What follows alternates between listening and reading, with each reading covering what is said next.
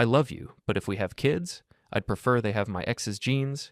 He's just more attractive, she said while planning our wedding. I said, sounds logical. Canceled everything the next day while she was at her final dress fitting. She called confused, asking what was wrong. I said, go have beautiful kids with someone else. We were sitting with wedding brochures spread across the table like a second job. Venues, flowers, guest lists, and the future, everything mapped out in neat little boxes. She was excited, talking fast, showing me photos of dresses and smiling like this was the happiest season of her life. I was tired, but I was happy too, because I thought we were building something real. Then she said it. Not in anger, not during a fight. She said it the way people confess a preference about paint color. She told me she loved me, but if we ever had kids, she would prefer they had her ex's genes because he was more attractive. She even tried to soften it with a laugh, like it was a practical thought. Like I should appreciate her honesty, like it was normal to plan a family while quietly wishing your fiancé wasn't the father. I stared at her and waited for her to correct herself, to realize what she'd just done, but she kept talking, explaining how it didn't mean anything, how she was just being realistic, how it was only genetics, like love and respect were separate rooms in the same house. In that moment, I understood something painful. She didn't see me as a partner. She saw me as comfort, safety, a stable plan she could decorate while still worshiping someone else. So I nodded and said, sounds logical. My voice was calm, because the decision had already been made inside me. That night, while she slept, I opened my laptop and canceled everything I could. The venue deposit, the photographer, the catering tasting. I emailed the guests that the wedding was postponed indefinitely. I packed the small things she'd already brought to my place into boxes. I didn't do it to punish her. I did it because I refused to sign a contract with someone who spoke about me like I was the backup option. The next day, she was at her final dress fitting when she called, excited at first, then confused. She said the venue wasn't answering. She said her mom was asking questions. She asked what was going on, like the world had suddenly changed without her permission. I waited until she finished, then I said, nothing is wrong. You told me the truth. She tried to backpedal, tried to cry, tried to turn it into a misunderstanding. I didn't argue. I just said quietly, go have beautiful kids with someone else. And then I hung up, because I wasn't going to compete with a fantasy for the rest of my life. My name is Jake Morrison, and I own Morrison's custom auto shop in Millbrook, New Hampshire. It's a small town where everyone knows everyone's business, and mine had just become the talk of the coffee shops. Anna Whitman, my ex-fiancée, worked at the Whitman Gallery downtown, a pretentious little art space that catered to weekend tourists and locals with more money than taste. Her family had money. Old New England money that came with expectations and a certain way of looking at people like me. I should have seen it coming. Anna's mother, Margaret Whitman, had made it clear from day one that I wasn't quite what she'd had in mind for her daughter. Not educated enough, not refined enough. Too much grease under my fingernails and too little respect for culture. But Anna had seemed different. She'd come into my shop 2 years ago with a broken-down BMW, and we talked for hours while I worked on her engine. She seemed genuine then, interested in my work, curious about my life. I guess I was wrong about a lot of things. The ex she'd mentioned was Rick Brennan, a real estate agent who drove a pristine Mercedes and wore suits that cost more than most people's rent. He was everything I wasn't. Smooth, polished, connected to all the right families in town. They dated for 3 years before she met me, and apparently she'd never really gotten over him. 3 days after I canceled the wedding, I was under the hood of a Chevy Silverado when my best friend Tommy walked into the shop. Tommy Russo ran Russo's Bar on Main Street, and if there was gossip to be heard in Millbrook, he heard it first. "Jake," he said, wiping his hands on a bar towel he always carried. "You doing okay?" I didn't look up from the engine. Never better. Because half the town is talking about what happened with Anna. Let them talk. Tommy leaned against the workbench. "Her mother's been telling everyone you had a breakdown, says you couldn't handle the pressure of marrying into a good family." That made me pause. I straightened up and looked at him. "She said that?" At the country club, according to my bartender Sarah, loud enough for half the dining room to hear. I felt something cold settle in my stomach. Not hurt, I was past that. Something sharper. Margaret Whitman was rewriting history, making me the villain in a story where I'd been the one betrayed. In a town like Millbrook, reputation mattered, and mine was being shredded by a woman who'd never liked me anyway. "What else?" I asked. Tommy hesitated. "Anna's been seen around town with Rick. Coffee at Miller's Cafe, dinner at that fancy place on Elm Street. People are putting 2 and 2 together." "How long?" "How long what?" "How long have they been seeing each other?" Tommy's expression told me everything. Jake, maybe you should just... How long, Tommy? He sighed. Sarah saw them together at the hotel bar 3 weeks ago, before you called off the wedding. 3 weeks. While we were addressing invitations and tasting wedding cakes, Anna had been having drinks with her ex. While I was working overtime to pay for the honeymoon she wanted, she was probably telling Rick how she wished their future children could have his genes instead of mine. I went back to work on the Silverado, but my hands were shaking, not from sadness, from rage, pure, clean rage that felt better than the confusion and hurt I'd been carrying around. Jake, Tommy said quietly, what are you going to do? I didn't answer right away. I finished checking the oil, closed the hood, and wiped my hands on a shop rag. Outside, I could see Main Street through the garage windows. The gallery where Anna worked, the cafe where she'd been meeting Rick, the country club where her mother was destroying my reputation. I'm going to remind this town that there are consequences for treating people like garbage, I said finally. Tommy looked worried. Don't do anything stupid. I smiled, but it wasn't a nice smile. Don't worry. Everything I'm going to do will be very, very smart. The first thing I learned about revenge is that information is everything. The second thing I learned is that in a small town, information flows like water. You just have to know where the pipes are. Mrs. Eleanor Hutchins lived in the house next to mine, and she'd been watching the neighborhood for 73 years. She knew who came and went, who fought with whom, and who was sleeping where they shouldn't be. Most people found her annoying. I found her useful. I brought her a cup of coffee and sat on her porch the morning after my conversation with Tommy. Terrible shame about your wedding, dear, she said, rocking in her chair, though I can't say I'm surprised. No? She gave me a look over her reading glasses. That girl was never right for you. Too much like her mother. Thinks she's better than everyone else? What do you mean? Mrs. Hutchins leaned forward conspiratorially. I've seen that Rick Fellow's car parked outside the gallery after hours. More than once. And not recently. This has been going on for months. Months. The word hit me like a punch to the gut, but I kept my expression neutral. Are you sure? Honey, I've been watching this town since before you were born. I know every car that belongs and every car that doesn't. That fancy Mercedes of his has been a regular visitor. I sipped my coffee and let her talk. Mrs. Hutchins was like a newspaper. Once you got her started, the information just kept coming. And another thing, she continued, Anna's been getting packages delivered to her apartment. Expensive ones, jewelry boxes from that fancy store in Portsmouth. Now, I know you're a good man, Jake, but I also know what a mechanic makes. Those weren't coming from you. No, they weren't. I'd been saving for months to buy Anna a decent engagement ring. Apparently someone else had been buying her jewelry the whole time. Mrs. Hutchins, I said carefully, if someone wanted to know more about what's been going on around town, who would they talk to? She smiled. It was the smile of someone who'd been waiting her whole life for this question. Well, she said, there's Betty at the post office. She knows everyone's business. There's Carol who works at the bank. She sees all the financial comings and goings. And there's my bridge club. We meet every Thursday at the community center. Your bridge club? Oh, yes. Margaret Whitman is a member, has been for years. Very chatty when she's had a few glasses of wine. I finished my coffee and stood up. Mrs. Hutchins, would you mind if I fixed that loose step on your front porch? I noticed it's been wobbling. She beamed. Why? That's very kind of you, Jake. No problem. Neighbors should look out for each other. The next stop was the post office. Betty Martinez had worked there for 20 years, and she knew everyone in town. More importantly, she knew everyone's mail patterns. Jake, she said when I walked in, I heard about the wedding. I'm so sorry. Thanks, Betty. Actually, I wanted to ask you something. I've been getting some weird mail lately. Bills and things that don't seem right. Has anyone been asking about my mail, or maybe redirecting things? Betty frowned. Not that I know of, but you know, it's funny you mention it. Anna came in a few weeks ago asking about forwarding services. Said she might be moving soon. Moving. She'd been planning to leave even before the wedding was called off. Did she say where? No, but she was asking about forwarding to a P.O. box.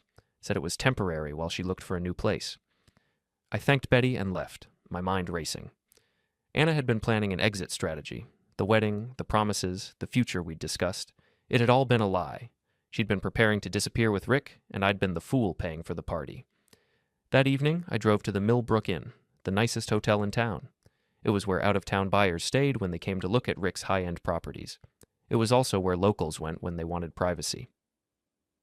The desk clerk was a kid named Danny, who'd graduated high school with my younger brother.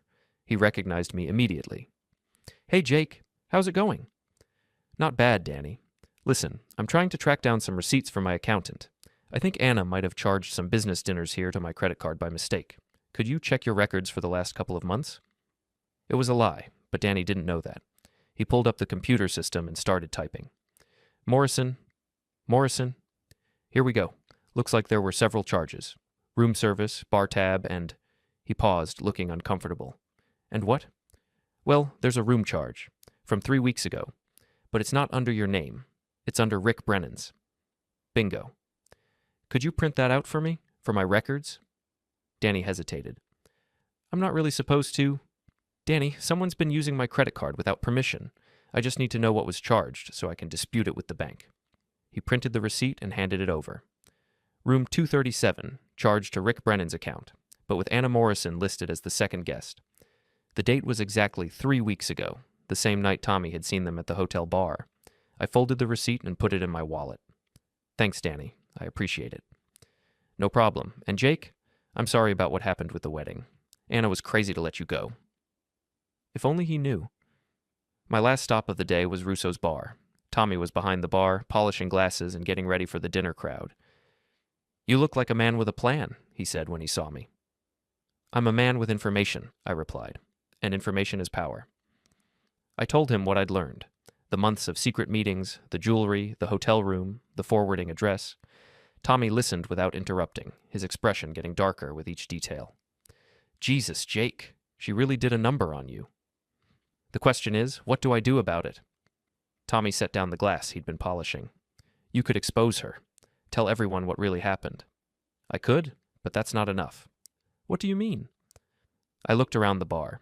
It was still early, so we were alone except for one regular who was too drunk to pay attention to our conversation. "Anna and Rick think they're smarter than me," I said. "They think they can humiliate me and walk away without consequences. Anna's mother is telling everyone I had a breakdown, that I wasn't good enough for her precious daughter. Meanwhile, Anna's been cheating on me for months. So what's the plan?" I smiled. "I'm going to give this town a story they'll never forget. And when I'm done, Anna and Rick will wish they'd never heard my name."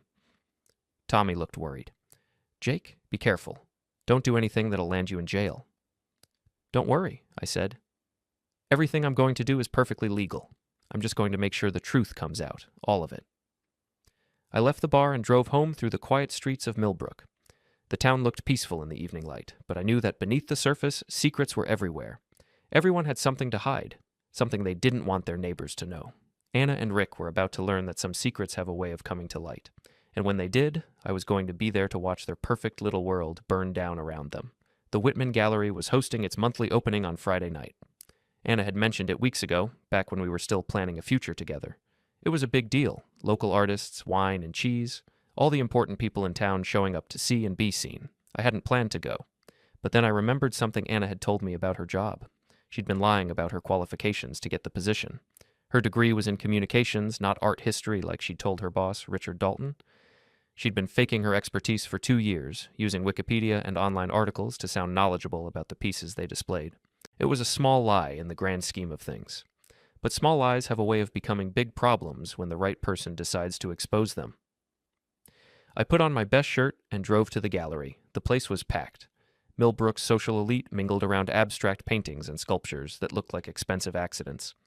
Anna stood near the back, wearing a black dress I'd never seen before and jewelry that definitely hadn't come from me. She was talking to a group of women, probably explaining the deep meaning behind a canvas covered in random paint splatters. Rick was there too, standing by the wine table in a suit that cost more than my truck. He saw me first, and I watched his expression change from surprise to concern to something that might have been fear. Good. I grabbed a glass of wine and started mingling. The first person I talked to was Carol Brennan, Rick's aunt and one of the town's biggest gossips. "Jake," she said, looking surprised, "I didn't expect to see you here." "Anna invited me weeks ago," I said, which was technically true. "I figured I should support local art." "That's very mature of you, considering." "Considering what?" Carol looked uncomfortable. "Well, the situation." "You mean the fact that Anna was cheating on me with your nephew while we were planning our wedding?" Carol's wine glass stopped halfway to her lips. What?" I pulled out my phone and showed her a photo of the hotel receipt. Room 237 at the Millbrook Inn, 3 weeks ago. Rick's credit card, Anna listed as the second guest.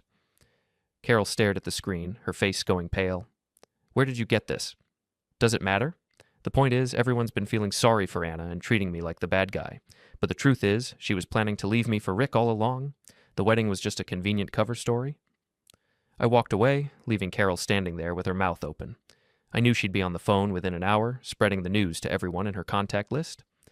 Next, I found Margaret Whitman near a sculpture that looked like a twisted coat hanger. She was holding court with several other women from the country club, no doubt continuing her campaign to paint me as an unstable loser who couldn't handle marrying into a good family. Mrs. Whitman, I said, approaching the group. Lovely evening. She turned, and her expression immediately hardened. Jake, I'm surprised to see you here. Anna invited me. We may not be getting married, but we're still friends. How mature of you. I try to be. Actually, I wanted to thank you for setting the record straight about what happened between us. I know you've been telling people I had some kind of breakdown. Margaret's cheeks flushed slightly. I simply told people the truth as I understood it. Of course. And the truth is so important, don't you think? Like the truth about why I really called off the wedding. The other women were listening now, sensing drama. I'm not sure what you mean, Margaret said stiffly. Well, it wasn't because I couldn't handle marrying into your family. It was because Anna told me she wanted to have children with her ex-boyfriend instead of me. She said Rick was more attractive and she'd prefer her kids to have his genes. The silence that followed was deafening. Margaret's face went from pink to red to white. That's not... It's not what? Not true? Because I can play you the recording if you'd like. I started taping our conversations after she began acting strange. You know, for my own protection. I was bluffing about the recording, but Margaret didn't know that. She looked around at the other women, all of whom were staring at her with a mixture of shock and fascination. If you'll excuse me, she said quietly, and walked away. The women immediately started whispering among themselves. I knew the story would be all over town by morning, but I wasn't done yet. I found Richard Dalton, the gallery owner, standing near the main display. He was a thin, nervous man in his 60s who took his reputation as a cultural authority very seriously. Mr. Dalton, I said, extending my hand. Jake Morrison. Anna's mentioned you many times. Ah, yes, the fiancé. Or rather, the former fiancé. I'm sorry things didn't work out. Thank you. Actually, I wanted to ask you something.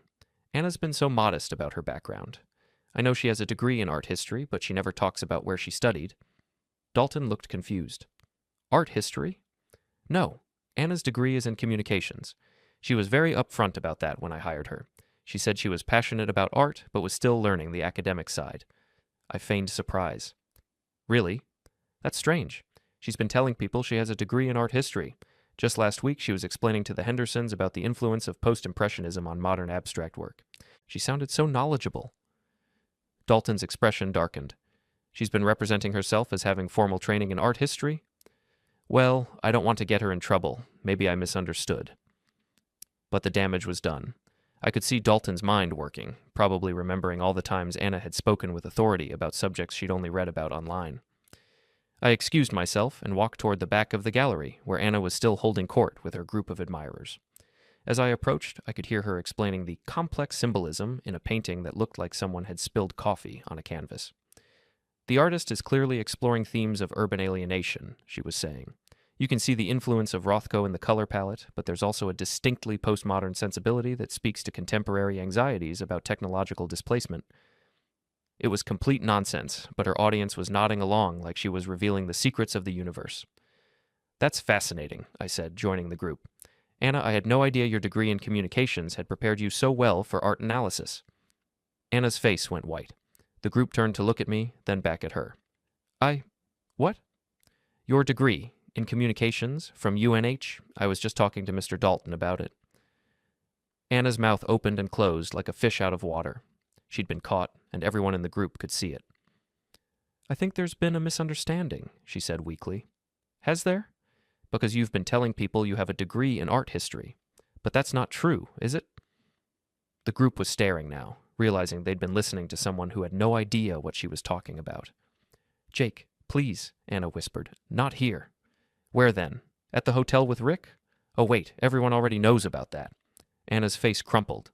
She looked around at the faces staring at her, some shocked, some disgusted, some simply entertained by the drama. "I need some air," she said, and practically ran toward the exit. I followed her outside, where she was standing by her car, crying. "How could you do that to me?" she sobbed. "In front of everyone? How could I do that to you?" I laughed, but there was no humor in it. "Anna, you cheated on me for months. You lied about wanting a future with me while planning to leave with another man. You let your mother destroy my reputation while you played the victim, and you want to know how I could embarrass you. It wasn't like that. It was exactly like that. And now everyone knows the truth?" Anna wiped her eyes, smearing her mascara. "What do you want from me, Jake?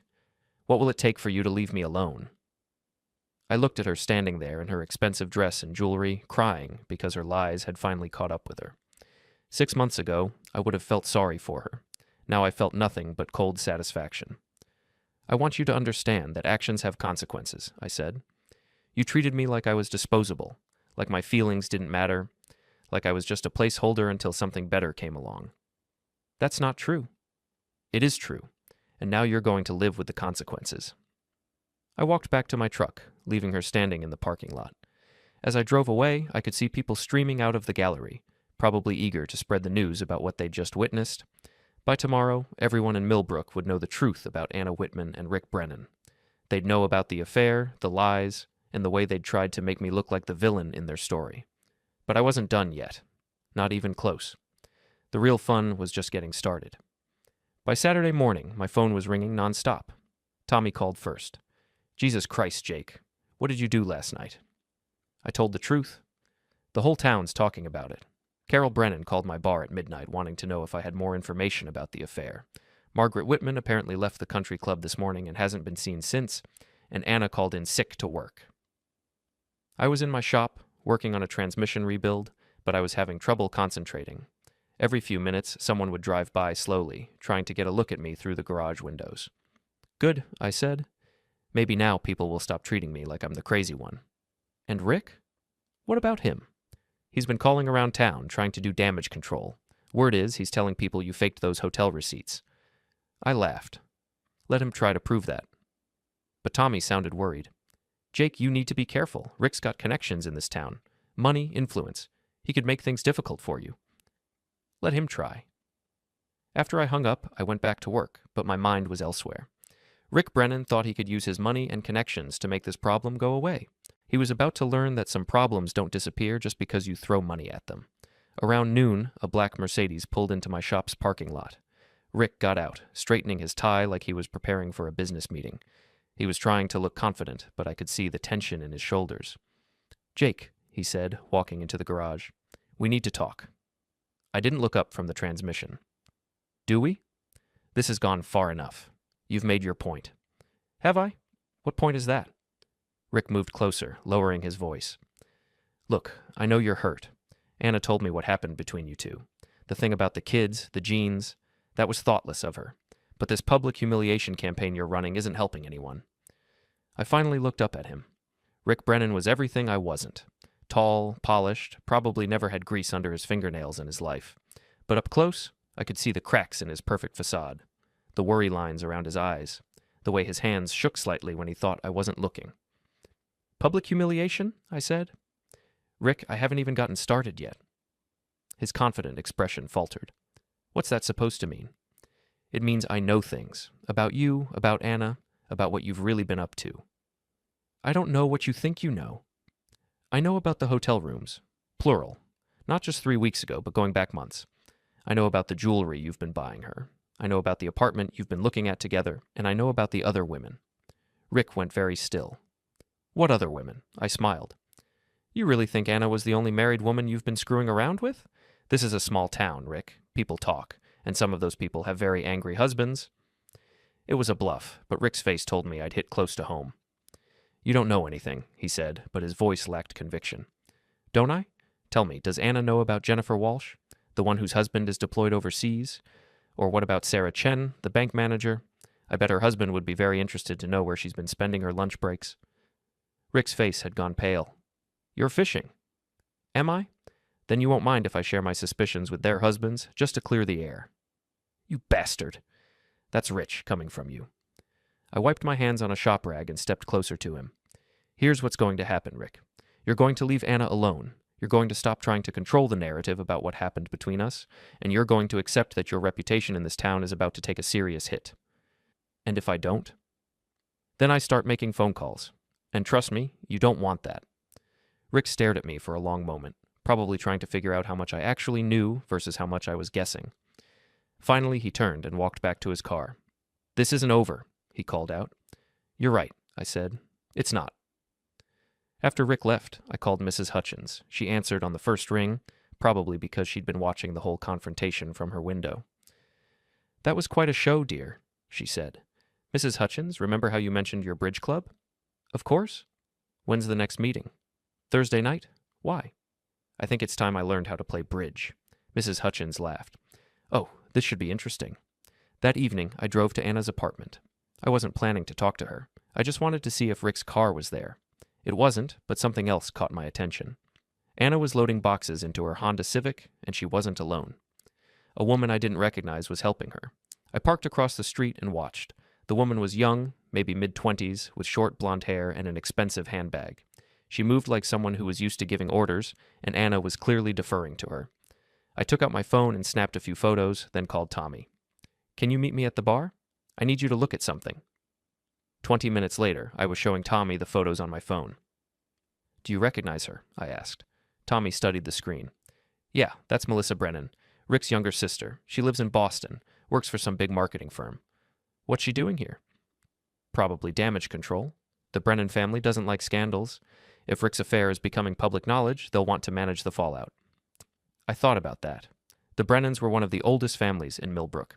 They owned half the commercial real estate in town and had connections throughout New England. If they were bringing in professional help to manage this crisis, it meant they were taking it seriously. Tommy, I said, how well do you know the other bartenders in town? Pretty well. Why? I need to know where Rick's been spending his time, who he's been talking to, what he's been saying. Tommy looked uncomfortable. Jake, I don't like where this is going. Where what is going? This whole revenge thing, it's getting out of hand. I leaned back in my chair. Tommy, Anna cheated on me for months. She lied to me, used me, and let her family destroy my reputation. Rick helped her do it, probably thinking it was funny to humiliate the stupid mechanic. And now they want to make this all go away like it never happened. So what? You got your revenge. Everyone knows the truth now. The truth isn't enough. I want them to understand what it feels like to have your life turned upside down by someone you trusted. Tommy was quiet for a long moment. Finally, he said, What do you need? Over the next 3 days, I gathered information like a detective building a case.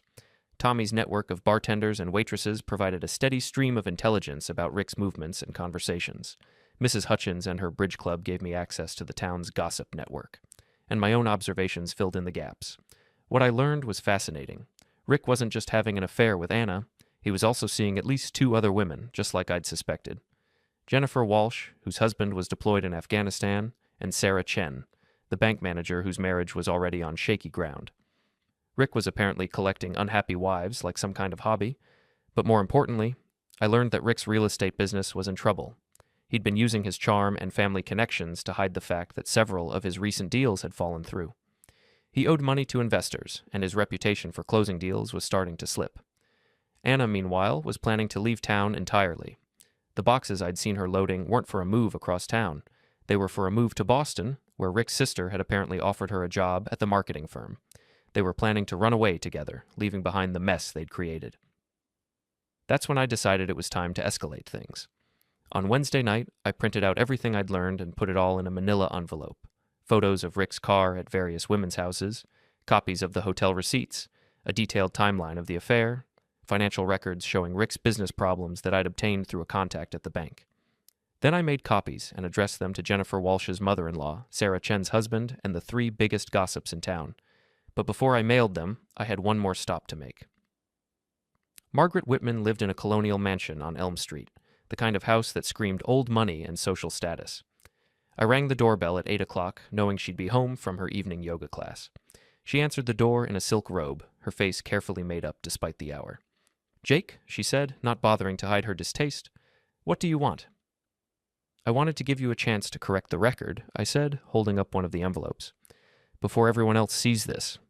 She looked at the envelope suspiciously. "What is it?" "Evidence, photos, documentation. Everything that proves Anna was cheating on me for months while you were telling everyone I was unstable." Margaret's composure slipped slightly. "I don't know what you think you're proving. I'm proving that your daughter is a liar and a cheater, and that you helped her cover it up by destroying my reputation." I handed her the envelope. "This is your copy. Everyone else gets theirs tomorrow morning. Unless, of course, you'd like to call the people you've been talking to and set the record straight yourself." Margaret took the envelope with shaking hands. "You're blackmailing me. I'm giving you a choice. You can take responsibility for the lies you've been spreading, or you can let everyone see the evidence and draw their own conclusions." I turned to leave, then paused. "Oh, and Mrs. Whitman, you might want to ask Anna about her job interview in Boston. I think you'll find it very illuminating." I walked back to my truck, leaving Margaret standing in her doorway with the envelope in her hands.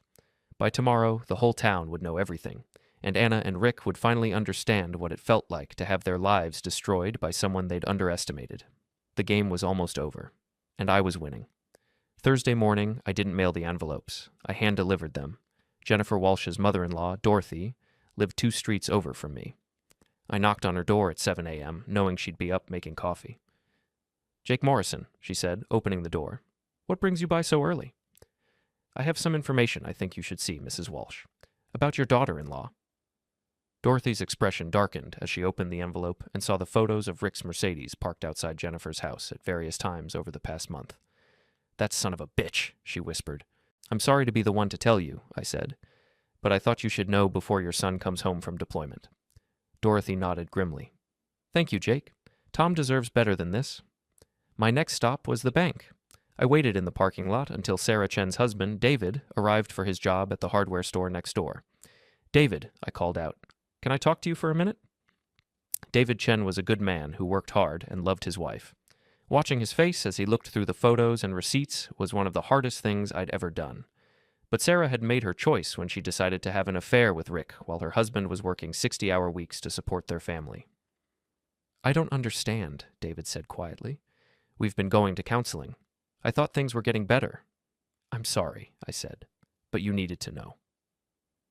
The last envelope went to Carol Brennan, Rick's aunt, and the town's most efficient gossip distribution system. I didn't need to explain anything to her. She understood immediately what she was looking at. "Oh my God," she breathed. "Rick is going to be ruined." "Probably," I agreed. By 10 a.m., my phone was ringing constantly. Dorothy Walsh was calling everyone she knew. David Chen had confronted his wife at the bank, causing a scene that half the town witnessed. And Carol Brennan was working the phones like a campaign manager on election day. I turned off my phone and went to work, but I couldn't concentrate. Around noon, Tommy showed up at the shop. "Jake, you need to see this," he said, holding up his phone. On the screen was a Facebook post from Margaret Whitman. "I owe the community an apology. I have been spreading false information about Jake Morrison regarding the cancellation of his wedding to my daughter. The truth is that Anna was unfaithful to Jake with Rick Brennan, and Jake acted with dignity and integrity in ending their engagement. I was wrong to suggest otherwise, and I sincerely apologize for any damage to Jake's reputation." "She actually did it," I said. "It gets better. Look at this." Tommy scrolled to another post, this one from Jennifer Walsh's mother-in-law. "Ladies of Millbrook, beware of Rick Brennan. This man is a predator who targets married women while their husbands are serving our country overseas. He has been having an affair with my daughter-in-law while my son risks his life in Afghanistan. Rick Brennan is a disgrace to this community." And another from David Chen.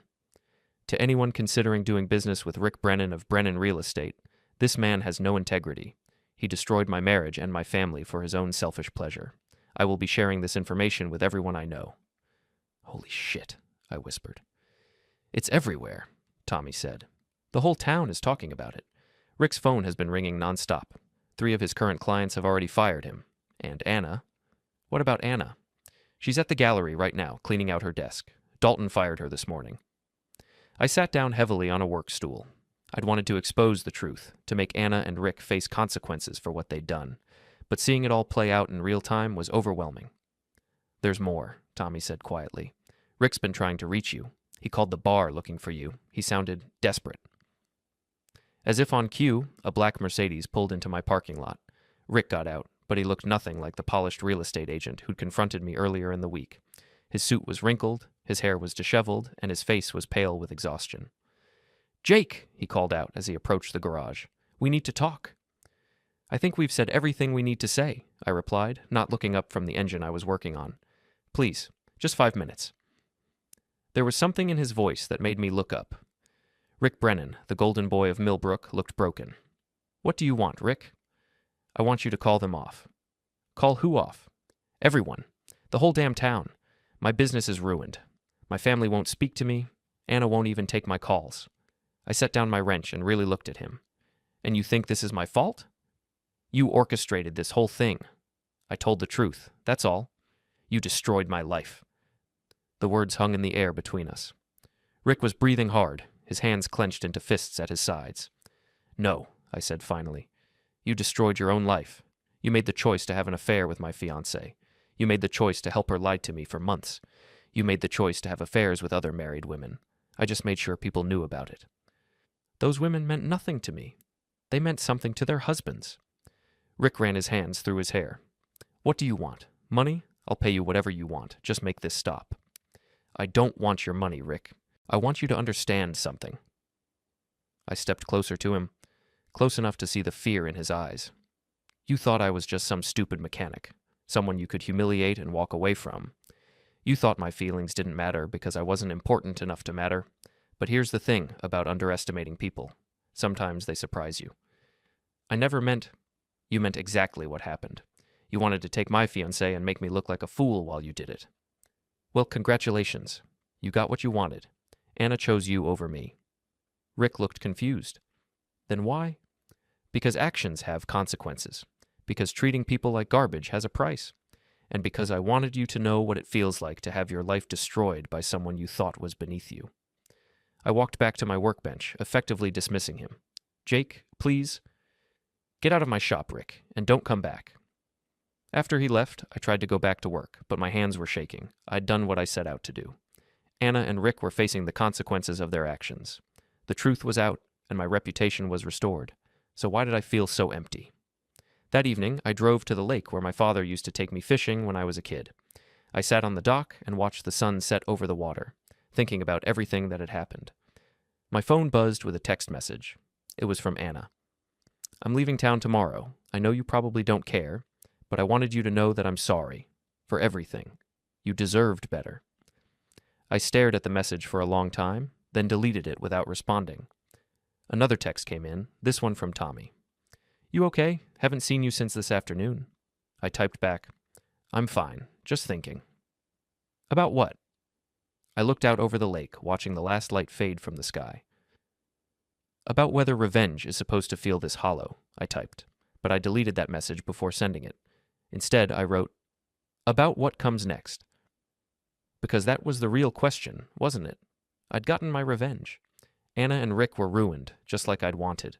The truth was out, and everyone knew what they'd done to me. But what was I supposed to do now?